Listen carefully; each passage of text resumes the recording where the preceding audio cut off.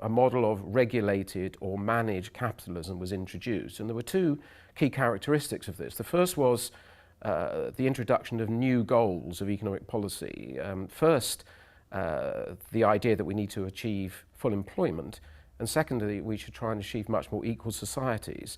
And in order to achieve these goals, there were a whole series of new economic instruments were introduced. So there was, which basically meant that the state was to have a bigger say and a bigger involvement in the way the economy was run. Less emphasis on markets and more on state intervention. So there was more regulation, there were more controls over finance.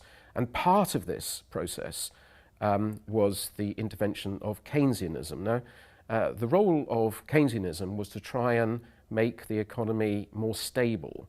The idea was that you could fine-tune the economy, that you could inject the economy with extra demand when the economy was faltering, and you could reduce demand when it was expanding. And that was one of the key elements of the model, but it was only part of the model.